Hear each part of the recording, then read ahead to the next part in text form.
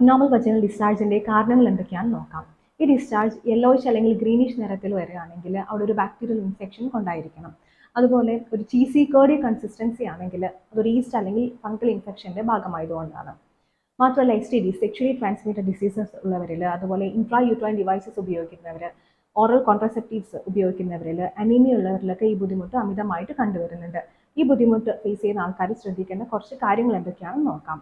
ആദ്യമായിട്ട് ഇൻറ്റിമേറ്റ് ഏരിയയിൽ proper hygiene maintain ചെയ്യാൻ വേണ്ടി ശ്രദ്ധിക്കുക. നമ്മുടെ വജൈനൽ ഏരിയാസ് നല്ല രീതിയിൽ കഴുകി ഡ്രൈ ആയിട്ട് വെക്കാൻ വേണ്ടി സൂക്ഷിക്കുക. അടുത്തതായിട്ട് നല്ല രീതിയിൽ വെള്ളം കുടിച്ച് ബോഡി ഹൈഡ്രേറ്റ് ആക്കി വെക്കുക. മാത്രമല്ല സെൻറ്റഡ് ആയിട്ടുള്ള വസ്തുക്കൾ ഉപയോഗിക്കുന്നത് അങ്ങ് ഒഴിവാക്കി കളയുക.